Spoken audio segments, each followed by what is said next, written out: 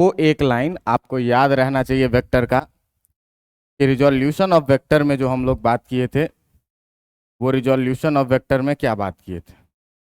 तो resolution of vector में मैं तुमको बताया था क्या कि अगर कोई भी वेक्टर किसी कोऑर्डिनेट सिस्टम में है, अगर कोई भी वेक्टर किसी कोऑर्डिनेट सिस्टम में है और वो किसी एक कोऑर्डिनेट एक्सिस के साथ, अगर इसका मैग्नीट्यूड है r और ये किसी एक कोऑर्डिनेट एक्सिस के साथ एंगल बना रहे कितना थीटा, तो इसको हम लोग दो रेक्टेंगुलर कंपोनेंट में रिजोल्यूट कर सकते हैं।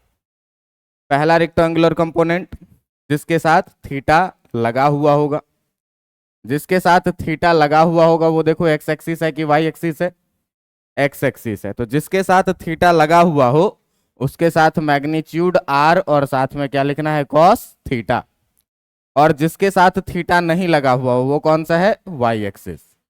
तो इसके साथ जो हमको कंपोनेंट लेना है वो क्या लेना है आर साइन और क्या थीटा। बात समझ में आ रहा है। इसके बाद हम लोग तीन इक्वेशन ऑफ मोशन पढ़े हुए हैं।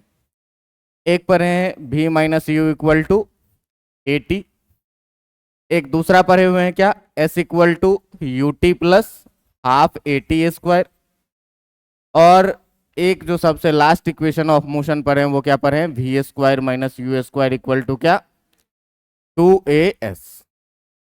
अब देखिए कि हम लोग जो शुरू करने वाले हैं, हम लोग जो शुरू करने वाले हैं टॉपिक, आप लोग बहुत ही सावधानी से देखेंगे और सावधानी से देखेंगे और एक एक चीज को ध्यान से सुनेंगे और सीखेंगे कि मैं क्या बता रहा हूं। ठीक है, हम लोग जो टॉपिक शुरू करने वाले हैं वो टॉपिक है आपका क्या मोशन इन टू डायमेंशन।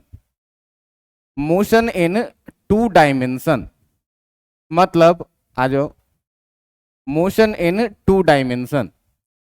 अभी तक हम लोग मोशन इन वन डायमेंशन में जो पढ़ते थे उसमें केवल ये बात देखते थे कि कोई भी पार्टिकल एक समय में एक ही डायमेंशन में मोशन करता था, या तो एक्स डायमेंशन में, या तो वाई डायमेंशन में, या तो जेड डायमेंशन में। बात समझ में आ रहा है कि नहीं। लेकिन मोशन इन टू डायमेंशन में आपके साथ होगा क्या, मोशन इन टू डायमेंशन में आपके साथ होगा क्या कि एट अ पार्टिकुलर टाइम, कि किसी विशेष समय में जो है द पार्टिकल मूव्स इन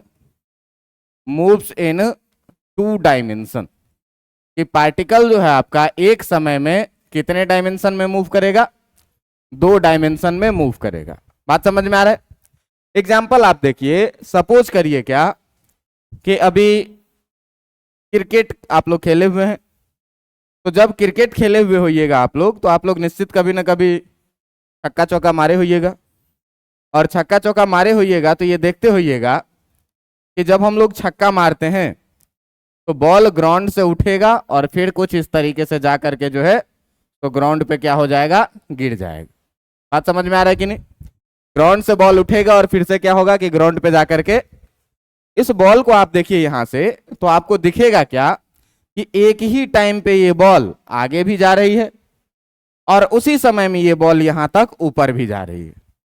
धीरे धीरे धीरे धीरे बॉल ऊपर आई, यहां तक आने के बाद अब जो इसका ऊपर जाने वाला वेलोसिटी है ये क्या हो गया 0। इसके बाद अभी भी आप देखेंगे कि इधर क्या हो रहा है कि पार्टिकल आगे भी जा रहा है और साथ ही साथ नीचे भी आ रहा है। यहां से पार्टिकल आगे भी जा रहा है, पार्टिकल ऊपर भी जा रहा है। बात समझ में आ रहा है कि नहीं। तो हर पार्टिकुलर समय पे आप देखेंगे, हर पार्टिकुलर समय पे आप देखेंगे तो ये पार्टिकल जो है, ये जो बॉल है, ये एक्स डायरेक्शन में भी चल रहा है और वाई डायरेक्शन में भी चल रहा है एक साथ। बात समझ में आ रहा है कि नहीं। तो इसी को हम लोग क्या बोलते हैं मोशन इन टू डायमेंशन। आप जानते हैं कि हमारे पास जो कोऑर्डिनेट एक्सिस है वो तीन तरह का कोऑर्डिनेट एक्सिस है, एक्स एक्सिस, वाई एक्सिस और जेड एक्सिस। हमारे पास तीन तरह का कोऑर्डिनेट एक्सिस है जिसमें कौन कौन सा है एक्स, वाई और जेड। ये दो डायमेंशन कोई सा भी हो सकता है कि ये एक्स वाई हो सकता है कि वो वाई जेड हो सकता है कि ये जेड एक्स हो। बात समझ में आ रहा है कि नहीं। तो सपोज करो क्या कि जिस कमरे में हम लोग बैठे हुए हैं उस कमरे का ये वाला लाइन है एक्स एक्सिस, ये वाला कोना है वाई एक्सिस और ये वाला लाइन है क्या जेड एक्सिस। अब अगर हम वहां से बॉल को उठाएं और इस तरीके से बॉल नीचे गिरे, आप दिख रहा है कि आपका ये दीवार ये है एक्स एक्सिस और ये है वाई एक्सिस, और इधर सामने है क्या, जेड एक्सिस। अब आप देखिए कि अगर बॉल यहां से उठता है और जाकर के इधर गिरता है तो इस दीवार के अलोंग बॉल चल रहा है, एक प्लेन में बॉल चल रहा है, जिस प्लेन को हम लोग क्या बोलेंगे, एक्स वाई प्लेन। बात समझ में आ रहा है कि नहीं? तो इस समय में जो पार्टिकल है वो किसी ना किसी प्लेन में मूव करता है, इसीलिए मोशन इन टू डायमेंशन को हम लोग मोशन इन अ प्लेन भी बोलते हैं। बात समझ में आ रहा है कि नहीं? मोशन इन अ प्लेन भी बोलते हैं। क्यों? कि बॉल एक ही समय पे आगे जाएगा, एक ही समय पे ऊपर जाएगा, तो इस वाले दीवार के अलॉन्ग चल रहा है, और ये वाला दीवार क्या है, एक प्लेन है, तो इसीलिए इसको क्या बोलेंगे, मोशन इन अ प्लेन भी।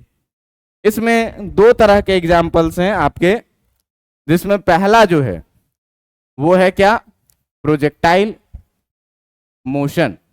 पहला क्या है, प्रोजेक्टाइल मोशन। और इसमें जो दूसरी कहानी आती है, ये दूसरी कहानी आती है किस चीज की, दूसरी कहानी आती है किस चीज की, जो आपकी दूसरी कहानी इसमें आएगी वो दूसरी कहानी आएगी किस चीज की, सर्कुलर मोशन की। तो आप जो ये वाली कहानी देख रहे थे कि पार्टिकल एक सरफेस से चला, एक पॉइंट से चला, और फिर ये कुछ इस तरीके से डिस्टेंस ट्रेवल करके ग्राउंड पे आ गया, इसके मोशन को हम लोग क्या बोलेंगे, इसके मोशन को हम लोग बोलते हैं क्या, प्रोजेक्टाइल मोशन। एक ही समय में बॉल आगे भी जा रही है, ऊपर भी जा रही है, आगे भी जा रही है, नीचे भी आ रही है। बात समझ में आ रहा है कि नहीं?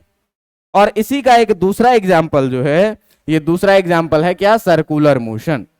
अगर आप सर्कुलर मोशन को जरा ध्यान से देखेंगे तो आपको यहां पर भी दिखेगा क्या, कि कोई भी पार्टिकल एक समय में जो है, कोई भी पार्टिकल एक समय में जो है, आप देखिए कि ये पार्टिकल यहां से ऊपर भी जा रहा है और यहां से आगे की तरफ भी आ रहा है। अगर ये ऐसे घूमेगा तो आप देखिए कि यहां से ये पार्टिकल आगे की तरफ भी जा रहा है और यहां से ये पार्टिकल नीचे भी आ रहा है। आप देखिए कि यहां से ये पार्टिकल नीचे की तरफ भी आ रहा है, यहां से ये पार्टिकल इस डायरेक्शन में चल रहा है। यहां से देखिए ये पार्टिकल आगे भी आ रहा है और ये पार्टिकल ऊपर भी जा रहा है। बात समझ में आ रहा है कि नहीं? तो एक ही टाइम पे पार्टिकल का कितना डायमेंशन में मोशन है, दो डायमेंशन में। यहां से देखो कि पार्टिकल आगे भी बढ़ रहा है, नीचे भी उतर रहा है।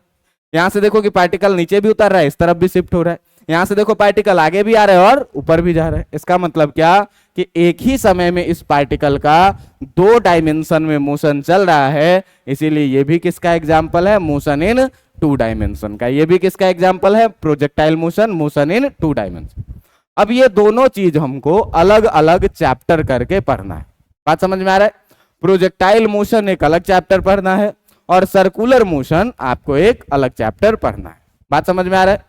तो इस पूरी कहानी में जो हम लोग पहला शुरुआत करेंगे, वो शुरुआत करेंगे अपना एक नया चैप्टर, और इस चैप्टर का नाम होगा आपका क्या, इस चैप्टर का नाम होगा क्या, प्रोजेक्टाइल मोशन। इसका नाम क्या होगा, प्रोजेक्टाइल मोशन। अब देखिए कि एक एक चीज को आपको क्या करना है, सीखना है कि ये प्रोजेक्टाइल मोशन क्या होता है, प्रोजेक्टाइल क्या होता है, प्रोजेक्टाइल का मोशन क्या होता है। इन सारे चीजों पर हम लोग धीरे धीरे डिस्कशन करेंगे और अपने बात को थोड़ा थोड़ा करके आगे बढ़ाएंगे। एक एक पॉइंट होगा कॉन्सेप्ट सीखने वाला। बात समझ में आ रहा है? तो सबसे पहले आपसे पूछा जाएगा क्या, कि भाई साहब ये जो प्रोजेक्टाइल है, ये प्रोजेक्टाइल आखिर होता क्या चीज है, ये प्रोजेक्टाइल आखिर होता क्या चीज है। बात समझ में आ रहा है? तो आपसे पूछा जाएगा कि अगर प्रोजेक्टाइल क्या होता है, तो आप देखो, आप कहोगे क्या, आप कहोगे क्या कि प्रोजेक्टाइल जो है एक नाम है बस। क्या है? Projectile is a name given to a particle. Projectile is a name given to a particle which is thrown in, which is thrown in horizontal upward direction, horizontal upward direction with some initial velocity, with some initial velocity without any fuel और engine. क्या बोले कि projectile क्या है, एक नाम है जो किसी पार्टिकल को दिया जाता है। Projectile is a name given to a particle which is thrown in horizontal upward direction. Horizontal upward direction का मतलब क्या हुआ? हॉरिजॉन्टल सरफेस क्या होता है? धरती के पैरेलल जो सतह है, अर्थ के जो पैरेलल सतह उसे क्या बोलेंगे? हॉरिजॉन्टल।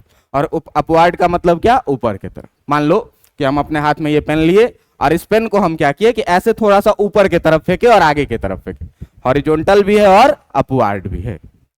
फेंकने के बाद हम इसको छोड़ देंगे तो इसका मोशन कैसा होगा? कुछ इस तरीके से आएगा और इस तरीके से नीचे गिरेगा। बात समझ में आ रहा है कि नहीं?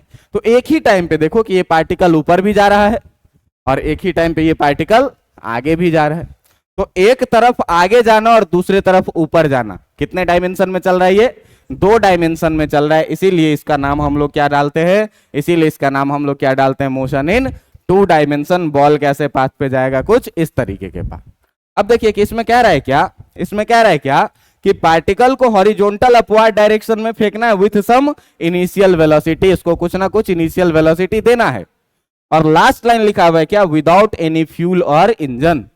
इसको बिना किसी फ्यूल या फिर फ्लूइड लिख लो, ठीक ना, FLUID, फ्लूइड और इंजन। बिना किसी फ्लूइड के या फिर बिना किसी इंजन के आपको फेंकना है। क्यों? कि ये यहां से हाथ से छूट जाने के बाद इसका मदद करने वाला कोई फोर्स नहीं होना चाहिए।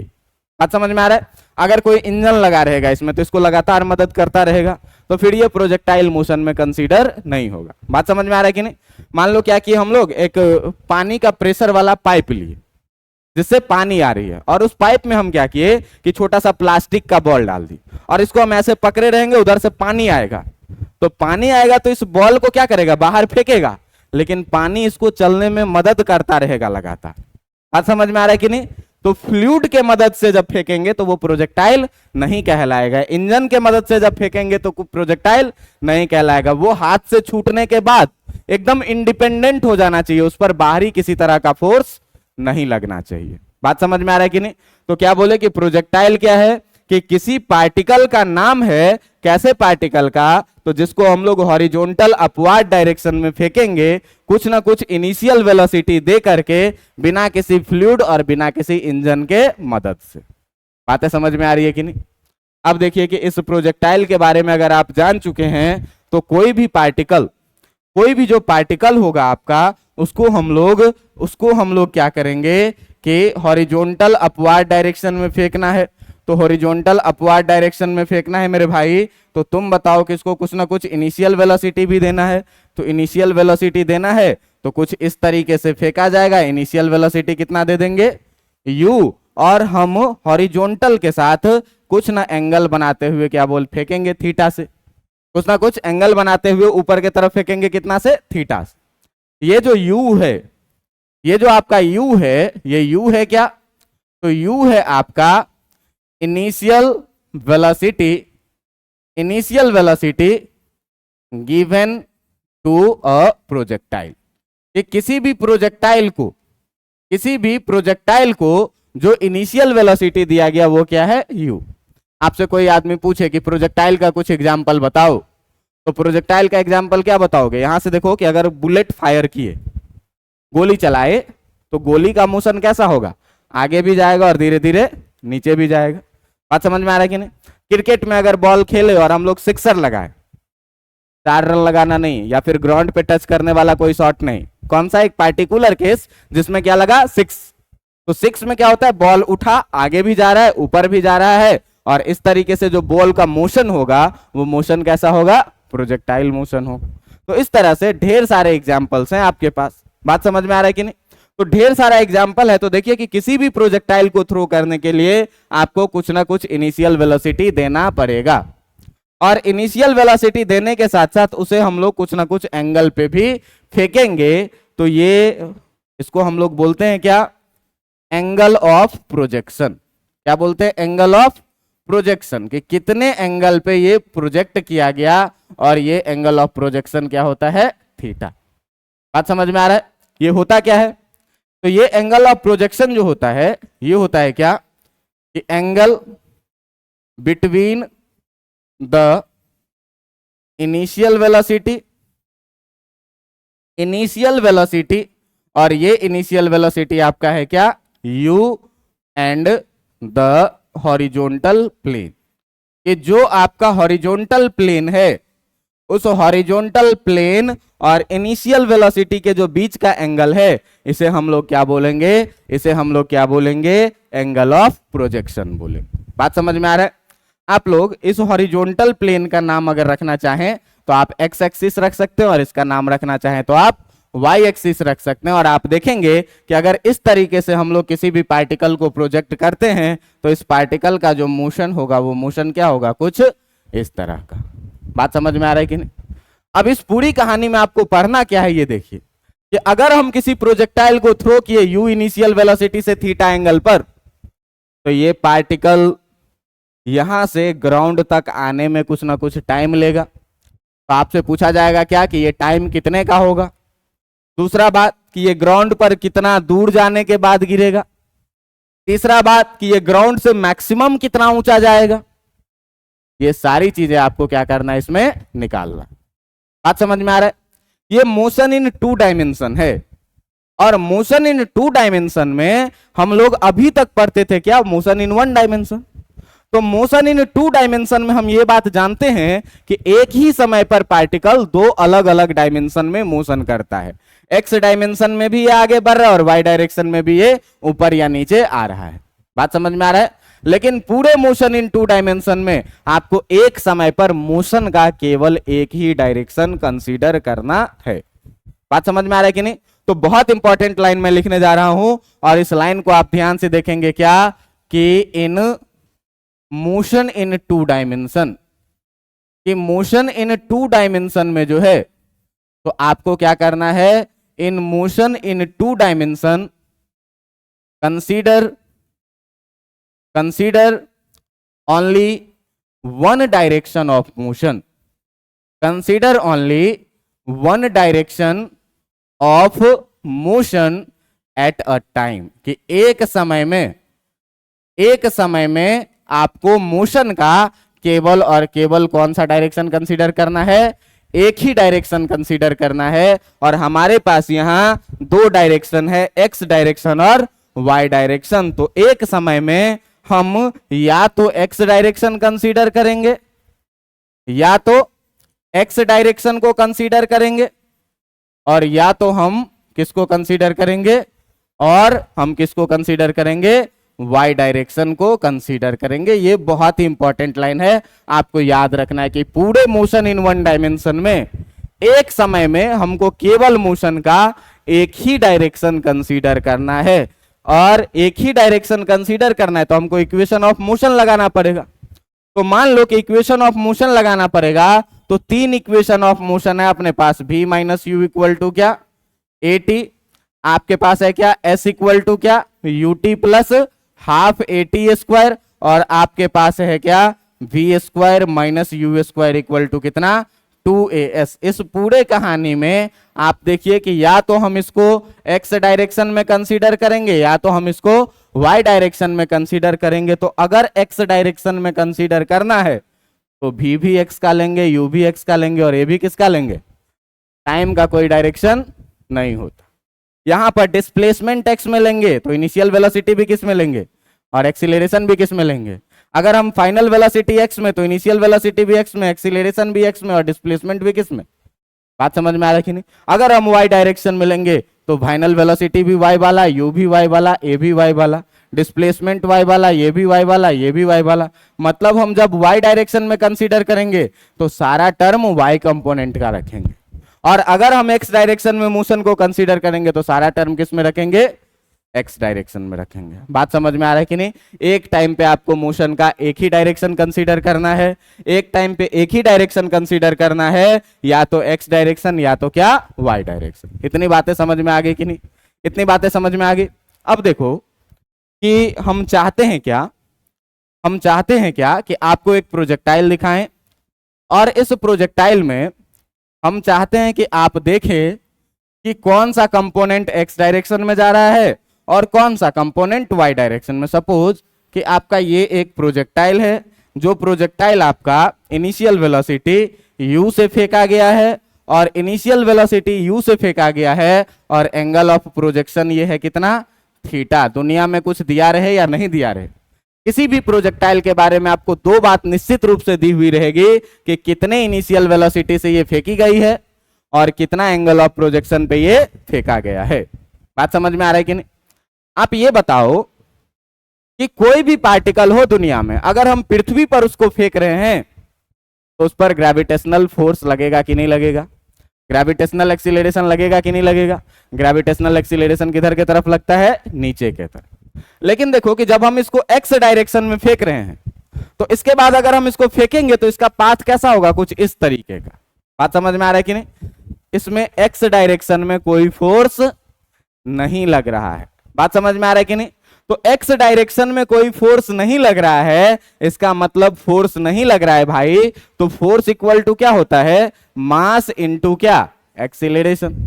तो कोई ना कोई पार्टिकल है तो उसका मास तो निश्चित रूप से कुछ ना कुछ होगा। तो अगर फोर्स है 0, इसका मतलब एक्सीलरेशन भी हो जाएगा कितना, और एक्सीलरेशन 0 है, एक्सीलरेशन 0 है। हम लोग लिखेंगे क्या, हम लोग यहां पर लिखेंगे क्या, हम लोग यहां पर लिखेंगे क्या कि in x direction, in x direction, कि एक्स डायरेक्शन में जो है so there is no force acting, कि यहां पर किसी तरह का फोर्स जो है सो एक्स डायरेक्शन में नहीं लग रहा है। इसका मतलब कि जो इस पर एफएक्स है वो कितना हो जाएगा, इसका मतलब एफएक्स को हम लोग क्या लिखते हैं, ma। तो फोर्स एक्स डायरेक्शन में तो एक्सीलरेशन भी किस डायरेक्शन में, ये कितना हो जाएगा, 0।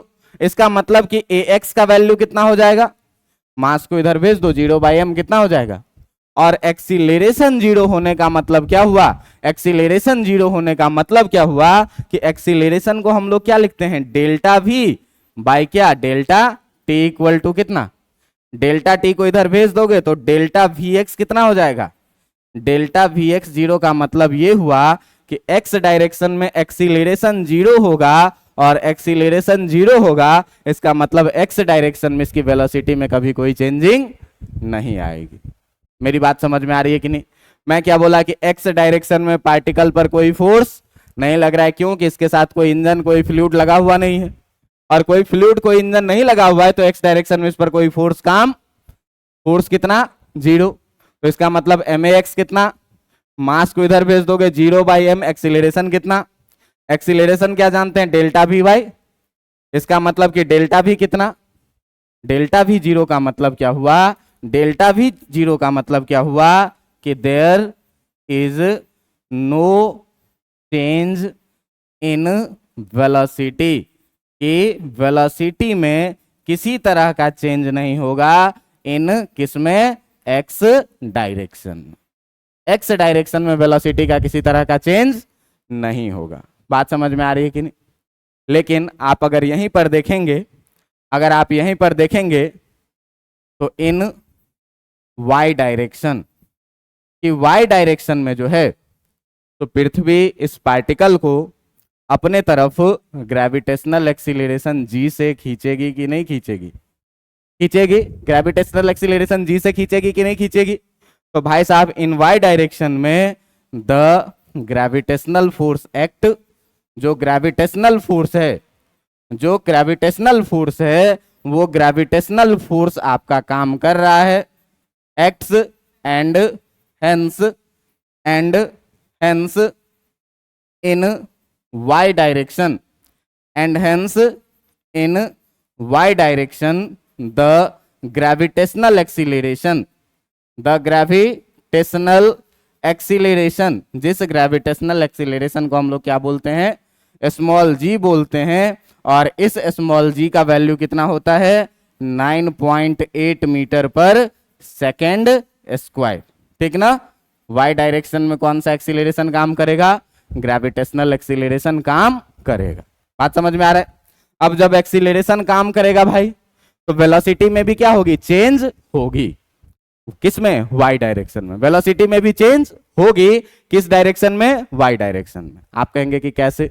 तो सोचो कि शुरू में जब हम पार्टिकल को फेंके थे तो अभी ऊपर जा रही है, ऊपर जा रही है, ऊपर जा रही है, ऊपर जा रही है, धीरे धीरे क्या होगा, एक समय ऊपर में थोड़ा देर के लिए रुक जाएगा और फिर यहां से क्या आना होगा, इसका मतलब जैसे जैसे यहां से ऊपर गई है इसकी वेलोसिटी कम होती गई है, जाते जाते हाईएस्ट पॉइंट पे इसकी वेलोसिटी कितनी हो गई है, 0 हो गई है। और फिर धीरे धीरे क्या होने लगा है, नीचे की तरफ एक्सीलरेशन काम करने लगा है, तो नीचे की तरफ इसकी वेलोसिटी क्या होने लगी है, बढ़ने लगी है। बात समझ में आ रहा है? तो y डायरेक्शन में वेलोसिटी चेंज होगा, और y डायरेक्शन में जो वेलोसिटी चेंज होगा तो मैक्सिमम हाइट पे जाने के बाद इसकी वेलोसिटी कितनी हो जाएगी, 0 हो जाएगी। बात समझ में आ रही है कि नहीं है? अब देखो कि यहां से याद क्या रखना है। तो याद रखने के लिए जो बात है आपके पास, याद रखने के लिए जो बात है वो बस आपको दो चीजें याद रखनी है कि अगर कोई प्रोजेक्टाइल इस तरीके से चला तो इसके बारे में आपको दो बात दी हुई थी।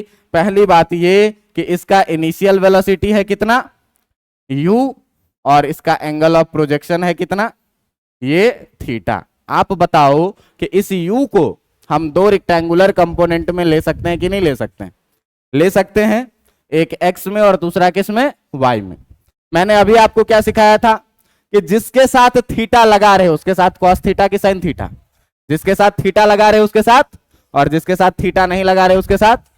तो ये बताओ कि इस u को हम दो रेक्टेंगुलर कंपोनेंट में जब लेंगे मेरे भाई, तो जिसके साथ थीटा लगा हुआ है उसके साथ किससे जाएगा, u cos थीटा से, और जिसके साथ थीटा नहीं लगा हुआ है उसके साथ किससे जाएगा, u sin थीटा से।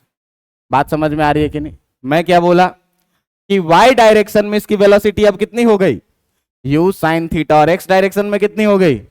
मैं अभी पीछे बोला हूं कि x डायरेक्शन में पार्टिकल पर कोई फोर्स नहीं लगता है, और कोई फोर्स नहीं लगता है इसका मतलब पार्टिकल का कोई एक्सीलरेशन, और जब एक्सीलरेशन नहीं होगा इसका मतलब इसकी वेलोसिटी में भी कोई चेंज नहीं होगी, और वेलोसिटी में कोई चेंज नहीं होगी इसका मतलब यहां पर भी पार्टिकल का x डायरेक्शन में u cos थीटा।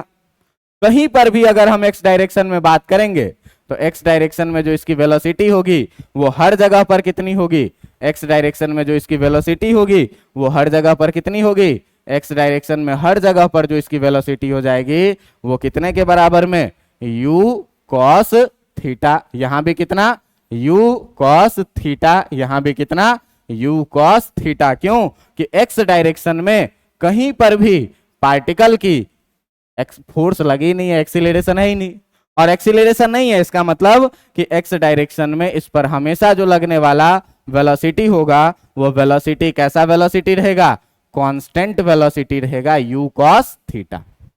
बात समझ में आ रहा है कि नहीं? लेकिन y डायरेक्शन में इसमें एक्सीलरेशन लग रहा है, कौन सा एक्सीलरेशन, ग्रेविटेशनल एक्सीलरेशन।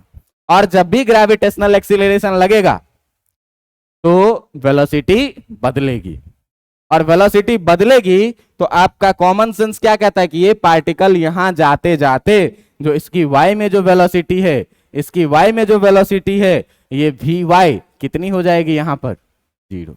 बात समझ में आ रहा है? अब देखिए कि यहां पर आपको साइन कन्वेंशन दिमाग में रखना पड़ेगा। तो साइन कन्वेंशन दिमाग में कई जगह पर तुमको कंफ्यूज किया जाता होगा छोटे क्लासों में पढ़ा करके, 9th क्लास में कि जी का वैल्यू ऊपर जाएगा पॉजिटिव लेंगे, नीचे आएगा नेगेटिव लेंगे, ये सब कंफ्यूज किया गया होगा। आपको मैं बोलता हूं क्या कि इस तरह के किसी भी कंफ्यूजन में नहीं रहना है। आपको साइन कन्वेंशन कैसे याद रखना है, आप ध्यान रखिएगा। इस साइन कन्वेंशन का जब भी हम लोग बात करें तो हम लोग याद रखें किस चीज को, कोऑर्डिनेट एक्सिस को। कोऑर्डिनेट एक्सिस आपके पास एक्स एक्सिस और वाई एक्सिस होता है। इस एक्स एक्सिस और वाई एक्सिस में ये एक्स का पॉजिटिव डायरेक्शन होता है, ये एक्स का नेगेटिव डायरेक्शन होता है, ये ऊपर वाई का पॉजिटिव डायरेक्शन और वाई का नीचे नेगेटिव डायरेक्शन। तो कोई भी टर्म जो इस तरफ हो, फोर्स इस तरफ लगे पॉजिटिव, एक्सीलरेशन इस तरफ हो पॉजिटिव, वेलोसिटी इस तरफ हो क्या पॉजिटिव, लेकिन अगर पीछे की तरफ हो तो क्या लेना है, अगर एक्सीलरेशन ऊपर की तरफ हो तो कैसा लेना है, और अगर नीचे की तरफ हो तो कैसा लेना है। बात समझ में आ रहा है कि नहीं? अब आप बताइए यहां से कि x में अगर मैं आपसे वेलोसिटी पूछूं, इनिशियल वेलोसिटी इन x डायरेक्शन, शुरू में x डायरेक्शन में वेलोसिटी कितनी है, तो आप प्लस में लिखेंगे इस तरफ को कि माइनस में लिखेंगे। इस तरफ का डायरेक्शन कैसा है आपका, पॉजिटिव, तो इसको हम लोग क्या लिखेंगे, u cos थीटा। बात समझ में आ रहा है? एक्सीलरेशन इन x डायरेक्शन में आपसे पूछूं तो ये है कितना, 0। बात समझ में आ रहा है कि नहीं? लेकिन मैं आपसे पूछूं कि भाई साहब इनिशियल वेलोसिटी इन x डायरेक्शन, ये बताओ, x डायरेक्शन नहीं y डायरेक्शन, कि y डायरेक्शन में तुम्हारी इनिशियल वेलोसिटी कितनी है, तो वाई डायरेक्शन में इनिशियल वेलोसिटी है कितनी, u साइन थीटा के बराबर में इसका साइन पॉजिटिव लिखेंगे कि नेगेटिव लिखेंगे, पॉजिटिव लिखेंगे, क्योंकि ऊपर के तरफ है और ऊपर के तरफ का डायरेक्शन कैसा डायरेक्शन होगा, पॉजिटिव डायरेक्शन होगा। बात समझ में आ रहा है कि नहीं। अच्छा, अगर एक्सीलरेशन इन वाई डायरेक्शन का बात करें तो ग्रेविटेशनल एक्सीलरेशन हमेशा किधर की तरफ लगेगा, नीचे के तरफ, और नीचे के तरफ का डायरेक्शन कैसा लेना है, साइन नेगेटिव लेना है, तो इसको प्लस जी लिखेंगे कि माइनस जी लिखेंगे, माइनस जी। अगर सवाल में मेंशन रहे तो 10 लेना है, नहीं मेंशन रहे तो 9.8 लेना है। बात समझ में आ रहा है, जी का वैल्यू आपको गिवन रहेगा। मिला जुला के इस पूरे प्रोजेक्टाइल की कहानी में आपको यही चीज याद रखना है, और अगर इतना चीज याद रह गया आपको तो आप धीरे धीरे सारी चीजें सीख जाएंगे कि एक्स डायरेक्शन में इनिशियल वेलोसिटी कितना, u cos थीटा। ये इनिशियल वेलोसिटी कभी बदलेगा नहीं, हमेशा ही कांस्टेंट वेलोसिटी से चलता रहेगा। y डायरेक्शन में एक्सीलरेशन है तो वेलोसिटी बदलती रहेगी हर जगह, जाते जाते मैक्सिमम हाइट से अब ऊपर जाना बंद हो गया, इसका मतलब यहां पर y में वेलोसिटी कितनी हो गई, 0, और फिर धीरे धीरे यहां से नीचे आने लग गया। बात समझ में आ रहा है कि नहीं। तो ये अगर इतनी बातें आपको याद रहती है तो ये था क्या, प्रोजेक्टाइल का इंट्रोडक्शन, जिसमें मैं आपको क्या बोला कि प्रोजेक्टाइल हम लोग कहते किसे हैं, तो प्रोजेक्टाइल कहेंगे किसे भाई, तो कोई भी पार्टिकल जो कुछ इनिशियल वेलोसिटी से हॉरिजॉन्टल अपवार्ड डायरेक्शन में फेंका जाएगा उसे क्या बोलेंगे, प्रोजेक्टाइल। बस इसमें ध्यान ये रखना है कि बिना किसी फ्लूइड या बिना किसी इंजन के मदद से फेंकना है। बात समझ में आ रहा है। जिस इनिशियल वेलोसिटी से हम लोग फेंकेंगे उसे इनिशियल वेलोसिटी u बोलेंगे, और हॉरिजॉन्टल के साथ जिस एंगल पर फेंकेंगे उसे क्या बोलेंगे, एंगल ऑफ प्रोजेक्शन। बात समझ में आ रहा है।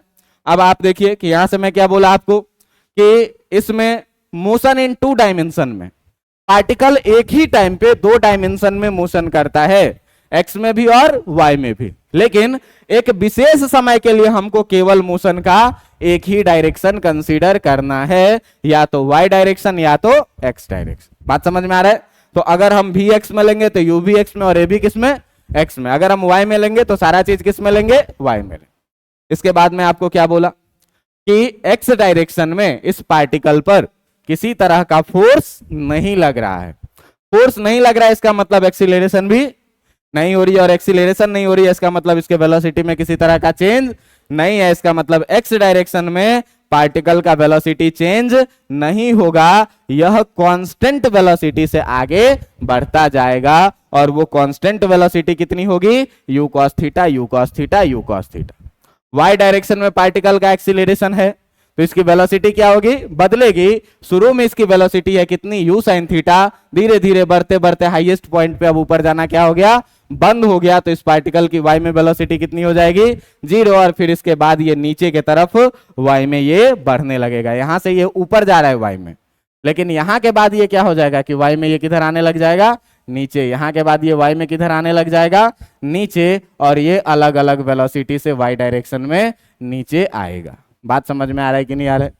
आपको याद क्या रखना है, u को 2 कंपोनेंट में घुमाएंगे, u cos थीटा और u sin थीटा। तो u क्या है, इनिशियल वेलोसिटी।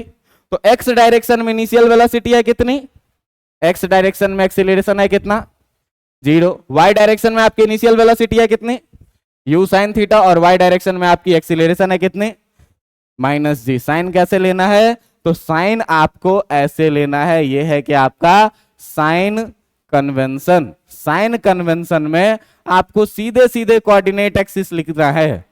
कोऑर्डिनेट में अगर कोई चीज ऊपर की तरफ है तो पॉजिटिव, नीचे की तरफ है तो आगे की तरफ है तो पॉजिटिव, पीछे की तरफ है तो सिचुएशन के अकॉर्डिंग साइन आप डिसाइड कर लेंगे, क्यों पॉजिटिव लेना है, क्यों नेगेटिव लेना।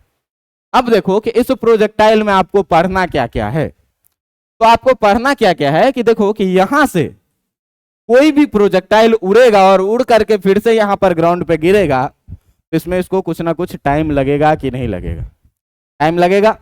इसी टाइम को हमको क्या करना है, निकालना है, और इसी टाइम को हम लोग बोलते हैं क्या, इसी टाइम को हम लोग क्या बोलते हैं, क्या, टाइम ऑफ फ्लाइट। क्या बोलते हैं, टाइम ऑफ फ्लाइट बोलते हैं, और इसको क्या बोलते हैं, कैपिटल T से डिनोट किया जाए। बात समझ में आ रहा है कि नहीं। क्या बोले कि जितना देर कोई भी प्रोजेक्टाइल हवा में मोशन करेगा उसी टाइम को क्या बोलेंगे, टाइम ऑफ फ्लाइट। तो हवा में कितना देर मोशन करेगा, यहां से यहां तक पहुंचने में इसको जितना टाइम लगेगा उतना ही देर क्या है, ये हवा में मोशन करेगा। बात समझ में आ रहा है कि नहीं? तो अगर आपसे कोई आदमी बोले कि टाइम ऑफ फ्लाइट क्या होता है, तो हम लोग कहेंगे क्या कि it is the time in which any particle नहीं, एनी प्रोजेक्टाइल लिखो। अब उस पार्टिकल का नाम एक स्पेशल दे दिए क्या, any projectile fly in air, कि जितना देर कोई भी प्रोजेक्टाइल जो है सो हवा में उड़ा है, इसी को हम लोग क्या बोलेंगे, टाइम ऑफ फ्लाइट बोलेंगे। बात समझ में आ रहा है? अब देखिएगा कि किसी भी प्रोजेक्टाइल में अगर हम लोग बात करें, तो किसी भी प्रोजेक्टाइल में अगर हम लोग बात करें तो देखो कि पार्टिकल जो है सो किस तरीके से मोशन करता है।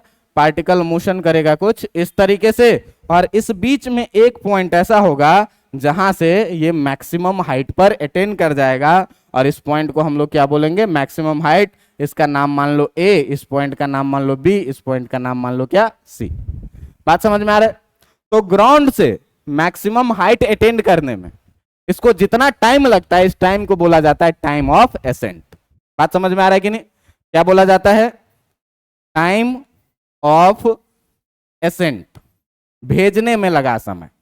तो ये क्या है कि ये जो टाइम है ये कैसा टाइम है, तो it is the time taken by a projectile, time taken by a projectile, कि एक प्रोजेक्टाइल के द्वारा ये लिया गया टाइम है टू रीच एट कहां पर, मैक्सिमम हाइट। ये मैक्सिमम हाइट पर पहुंचने में किसी भी प्रोजेक्टाइल के द्वारा जो लिया गया समय है, इस समय को हम लोग क्या बोलेंगे, टाइम ऑफ एसेंट, और इसे डिनोट किससे करेंगे, स्मॉल टी से। इसी तरीके से जो आपका एक दूसरा है, इस दूसरे को बोला जाता है क्या, इस दूसरे को बोला जाता है क्या, टाइम ऑफ, एक एसेंट हो गया, और एक दूसरे को बोला जाएगा क्या, टाइम ऑफ डिसेंट। बात समझ में आ रहा है? एक दूसरे को क्या बोला जाएगा, टाइम ऑफ, इसमें एसेंट लिखे हैं और उसमें हम लोग क्या लिखेंगे, इसमें हम लोग लिखेंगे क्या, डिसेंट। कहता है क्या, it is the time taken by a projectile to reach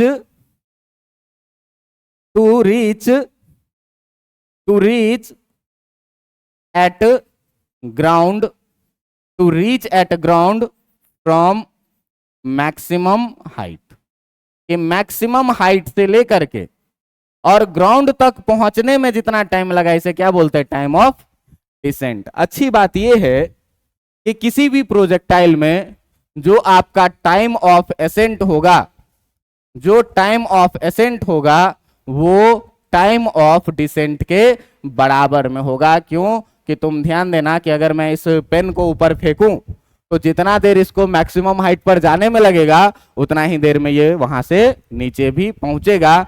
तो किसी भी प्रोजेक्टाइल के लिए जो टाइम ऑफ एसेंट होगा वही क्या हो जाएगा, टाइम ऑफ डिसेंट के बराबर में। बात समझ में आ रहा है कि नहीं? अब देखिए कि अगर हमको टोटल टाइम ऑफ फ्लाइट लिखना है, अगर हमको टोटल टाइम ऑफ फ्लाइट लिखना है, टोटल टाइम ऑफ फ्लाइट, तो इसको हम लोग ये बताओ कि यहां से मैक्सिमम हाइट गया उतना समय, प्लस मैक्सिमम हाइट से ग्राउंड गया, इतना समय का सम लिख सकते हैं कि नहीं? लिख सकते हैं। क्या मतलब कि टोटल टाइम ऑफ फ्लाइट अगर हमको लिखना है तो हम लिखेंगे क्या, time of accent, time of accent और प्लस क्या, टाइम ऑफ डिसेंट, और टाइम ऑफ एसेंट और प्लस टाइम ऑफ डिसेंट। तो आपने पीछे देखा है कि टाइम ऑफ फ्लाइट को हम लोग कैपिटल टी लिखते हैं, टाइम ऑफ एसेंट को स्मॉल टी और टाइम ऑफ डिसेंट को भी। तो टी इक्वल टू कितना लिखा जाएगा आपका, 2 टाइम्स स्मॉल टी, और इसको थोड़ा देर के लिए आप मान लीजिए क्या, इक्वेशन नंबर फर्स्ट। आज समझ में आ रहा है? अब देखो कि इस इक्वेशन का यूज कैसे करना है आपको। तो इस इक्वेशन का यूज करेंगे, हमको दिया हुआ है केवल दो ही चीज, हमको दिया हुआ है केवल दो ही चीज दिया हुआ है, एक u दिया हुआ है और एक थीटा दिया हुआ है। एक u दिया हुआ है और क्या दिया हुआ है, एक थीटा दिया हुआ है। और आपसे कह रहा है क्या कि u है आपका इनिशियल वेलोसिटी जिससे इसको थ्रो किया गया है, और थीटा है आपका क्या, एंगल ऑफ प्रोजेक्शन, जिस एंगल पर फेंका गया है। आप लोग बखूबी देखे हैं क्या कि जिसके साथ थीटा लगा हुआ हो उसके साथ क्या लेना है, u cos थीटा, और जिसके साथ थीटा नहीं लगा हुआ हो उसके साथ क्या लेना है आपको, u sin थीटा। आप ये बात जानते हैं कि अगर हमको ux लिखना है तो ux कितना लिखेंगे, u cos थीटा। अगर हमको ax लिखना है तो ये कितना लिखेंगे, अगर आपको uy लिखना है तो वो कितना लिखना है, u sin थीटा। और अगर आपको ay लिखना है तो आप कितना लिखेंगे, माइनस जी के बराबर। बात समझ में आ रहा है। अब देखो कि यहां से तुमको कहा जा रहा है क्या, कि इस पॉइंट का नाम मान लो a, मैक्सिमम हाइट पर जाने के बाद आपको ये बात पता है कि इस पार्टिकल की जो वेलोसिटी हो जाएगी, इस पार्टिकल की वेलोसिटी एक्स डायरेक्शन में तो उतनी ही रहेगी, कितनी, u cos थीटा, लेकिन y डायरेक्शन में जो इसका vy हो जाएगा मैक्सिमम हाइट पे, ये कितना हो जाएगा। बात समझ में आ रहा है कि नहीं। अब देखो कि a से लेकर के इस पॉइंट का नाम रख लो b और इस पॉइंट का नाम क्या रख लो c। तो a से लेकर के b तक जाने में जो टाइम लगेगा वो टाइम कितना लगता है, टाइम ऑफ एसेंट, जिसे हम लोग क्या बोलते हैं, स्मॉल t। और यही हमको क्या करना है, निकालना है। तो ये हमको निकालना है। तो आप देखिए कि हमको इनिशियल वेलोसिटी इन y पता है, फाइनल वेलोसिटी इन y पता है, एक्सीलरेशन इन y पता है। तो सारा चीज हमको y में पता है, तो हम लोग मोशन को कंसीडर करते हैं किसमें, y डायरेक्शन। बात समझ में आ रहा है। मोशन को किसमें कंसीडर करते हैं, y डायरेक्शन में। अब जब आप मोशन को कंसीडर करेंगे, motion is considered in y direction, और y डायरेक्शन में कहां से कहां तक, तो from a to b, a से लेकर के b तक हमने मोशन को किस डायरेक्शन में कंसीडर किया, y डायरेक्शन। बात समझ में आ रहा है। अब y डायरेक्शन में कंसीडर करेंगे और इक्वेशन क्या लगाएंगे, इक्वेशन लगाएंगे v minus u equal to कितना, 80। y डायरेक्शन में कंसीडर किए हैं तो फाइनल वेलोसिटी कौन सा लेंगे, इनिशियल वेलोसिटी कौन सा लेंगे, एक्सीलरेशन कौन सा लेंगे। बात समझ में आ रहा है कि नहीं। तुमको पता है कि ग्राउंड से मैक्सिमम हाइट तक जाने में जो टाइम लगता है उसे हम लोग टाइम ऑफ एसेंट कहते हैं, स्मॉल t। और इतना ही टाइम में ये मैक्सिमम हाइट से ग्राउंड तक भी जाएगा, जिसे हम लोग क्या बोलेंगे, टाइम ऑफ डिसेंट। बात समझ में आ रही है।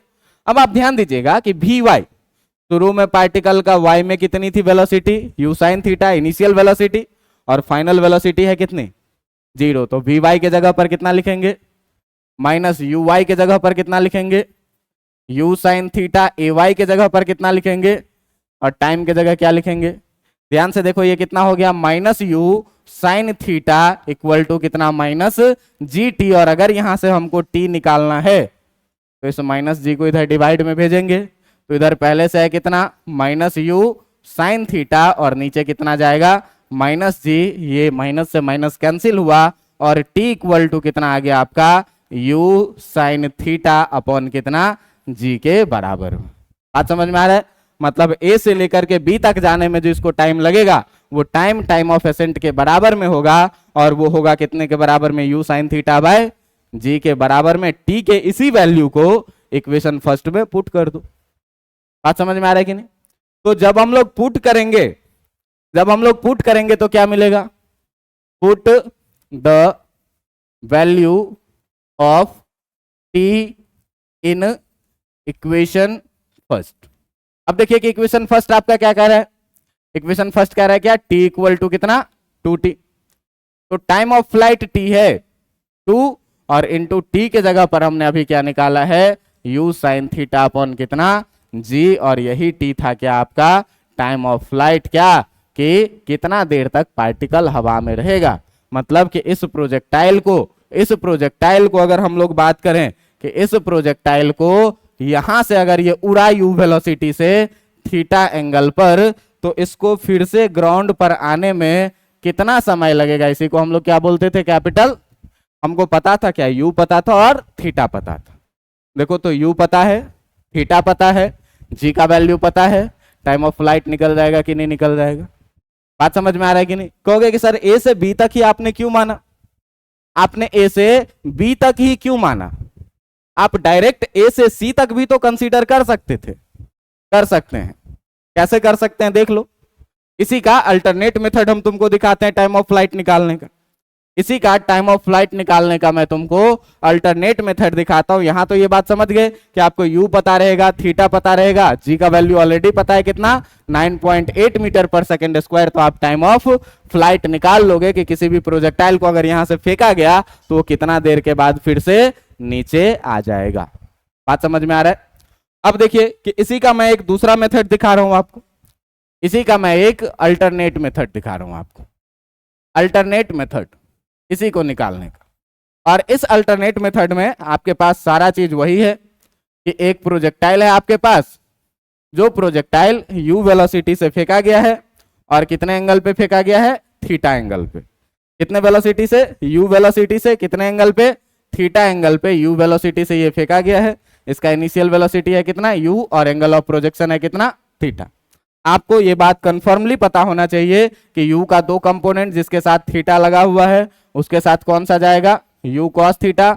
जिसके साथ थीटा नहीं लगा हुआ है उसके साथ क्या जाएगा, u sin थीटा। आपको ये बात कंफर्म है कि ux का वैल्यू हम लोग कितना लिखते हैं, u cos थीटा।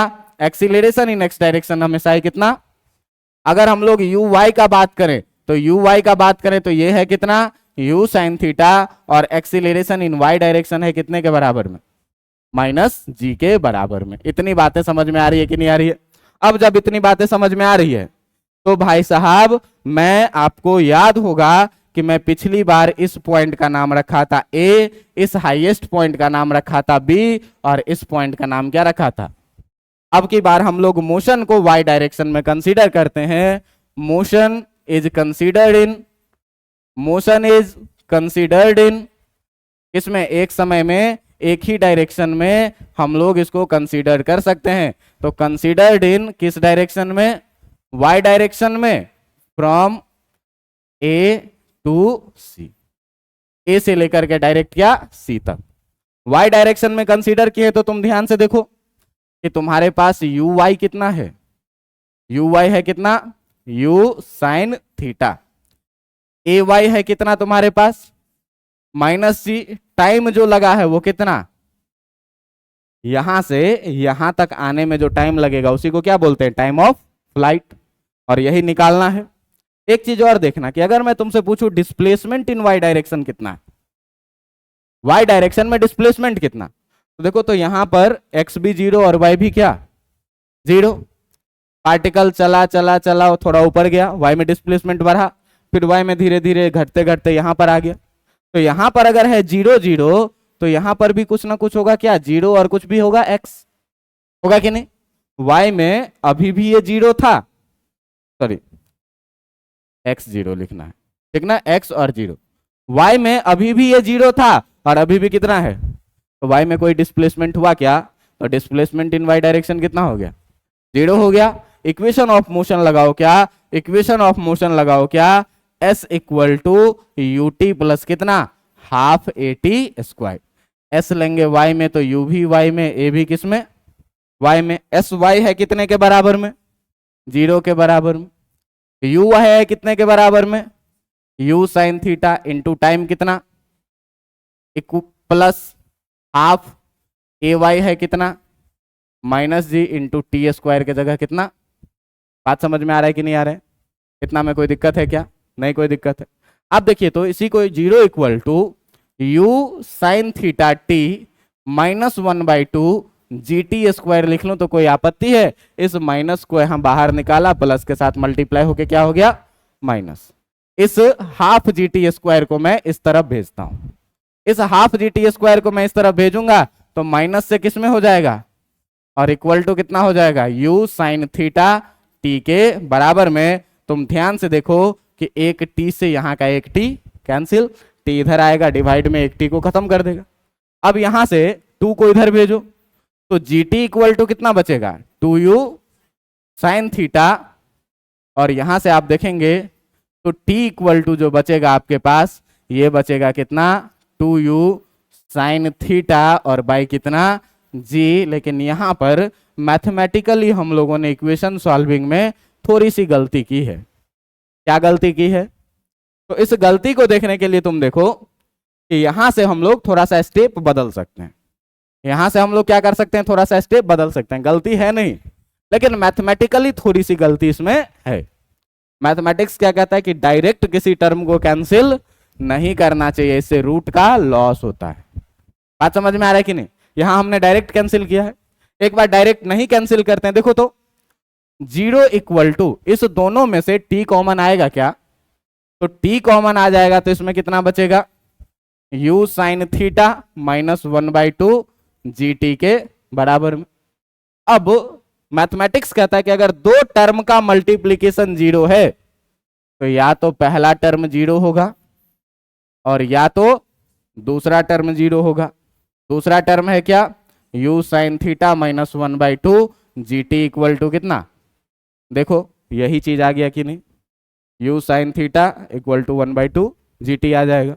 यहां से अगर हम लोग लिखेंगे तो u sine theta equal to कितना आ जाएगा? 1/2 gt के बराबर में, और t इक्वल टू यहां से कितना आ जाएगा? 2u sine theta by g।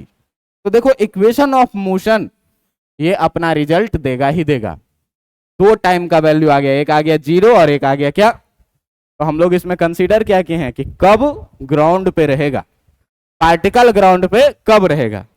तो एक समय तो ऐसा है जब शुरू में ही पार्टिकल ग्राउंड पे है, टाइम कितना? 0, और एक समय थोड़ा देर के बाद आया है ग्राउंड पे, तो इस समय में टाइम कितना हो जाएगा? 2u साइन थीटा बाय कितना? g।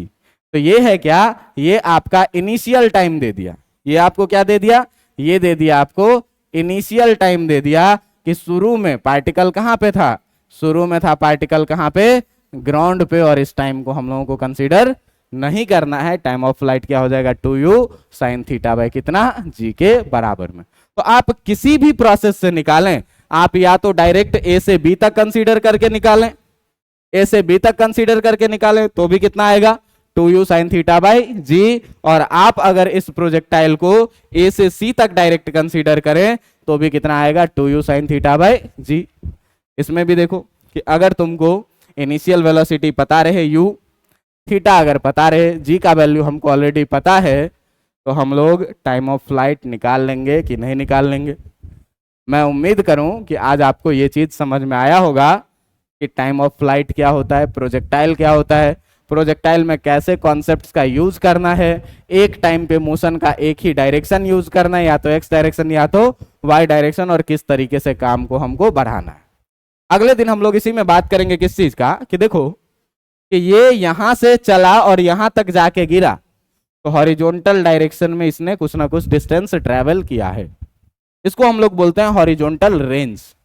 और ये हॉरिजॉन्टल रेंज की हॉरिजॉन्टल डायरेक्शन में इसने कितना डिस्टेंस, कितना लंबा छक्का लगा, कितना दूर जाकर के बॉल गिरा, ये होता है ना लॉन्गेस्ट सिक्स। तो कितना दूर जाकर के बॉल गिरा ये निकालना है, तो यहां से लेकर के यहां तक का डिस्टेंस निकालना पड़ेगा कि नहीं निकालना पड़ेगा। इसको हॉरिजॉन्टल रेंज बोलते हैं प्रोजेक्टाइल के भाषा में। अगले दिन आपको निकालना सिखाएंगे। और ये बॉल हाईएस्ट कितना ऊंचा गया, इसको मैक्सिमम हाइट बोलते हैं, ये भी निकालना आपको अगले दिन सिखाया जाएगा। आज के लिए इतना काफी है, पढ़ के आइएगा तो अगले दिन समझ में आएगा, ठीक ना? आसान चैप्टर है।